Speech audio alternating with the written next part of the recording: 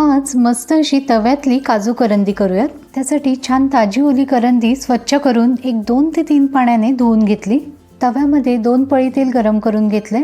तेलावर आलं, लसूण, कोथिंबीर एक थोडंसं जाडं भरडं असं ठेचून घालायचे। आलं आणि लसणाचा कच्चा दर्प जाईस्तोवर तेलावर छान परतून घ्यायचे। साधारण 1 मिनिट परतून झाल्यावर यामध्ये बारीक चिरून घेतलेला कांदा घालायचा। ही जी आपण ओल्या करंदीची कांद्यातली चटणी करतोय त्यासाठी भरपूर कांदा घ्यायचा। मी इथे 3 मोठे कांदे बारीक चिरून घेतलेत। कांदा आपल्याला हलकासा परतून घ्यायचा आणि लगेच बारीक चिरून घेतलेला टोमॅटो घालायचा। एक मोठा टोमॅटो हा असा बारीक चिरून घेतला। टोमॅटो लवकर मऊ व्हावा यासाठी थोडंसं मीठ घालते। मंद ते मध्यम आचेवर कांदा आणि टोमॅटो छान अधूनमधून हलवत राहून परतून घ्यायचं। या चटणीसाठी कांदा आणि टोमॅटो छान असं परतून घ्यायचा। आता यामध्ये मालवणी मसाला, रंगाचं तिखट, हळद घालायची आणि सगळं व्यवस्थित असं परतून घ्यायचं। आपण घातलेले सगळे मसाले कांदा टोमॅटोसोबत छान असे परतून घ्यायचे। कांदा टोमॅटो आपण घातलेले सगळे मसाले व्यवस्थित असे छान परतून घेतले ना की मग त्या चटणीला, मग ती कुठलीही असो, चव ही सुरेखच येते।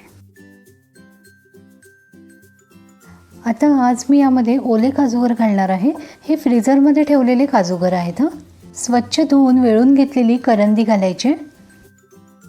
एक 4-5 आमसुलं घालायची आणि सगळं व्यवस्थित असं हलवून घ्यायचं।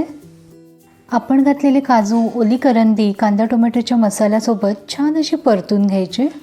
यामध्ये आपण कुठलंही वाटप नाही घालत आहोत, तरीही ही कांद्यातली करंदीची चटणी अगदी सुरेख होते। आता काजूगर होते म्हणून मी घातलेत, पण नाही घातले तरी काहीच हरकत नाही। फणसाच्या आटल्या घालून देखील ही सुरेखच होते। एक 3 ते 4 मिनिटांची मस्त अशी वाफ काढून घ्यायची। सगळं व्यवस्थित असं हलवून घ्यायचे। पुन्हा 1 मिनिट छान असं परतून घेऊन बारीक चिरलेली कोथिंबीर पेरली की आपली तव्यातली काजू करंदी तयार। मस्त अशी कांद्यातली ही करंदीची चटणी भाकरीसोबत सुरेख लागते। चला तर या जेवायला मंडळी।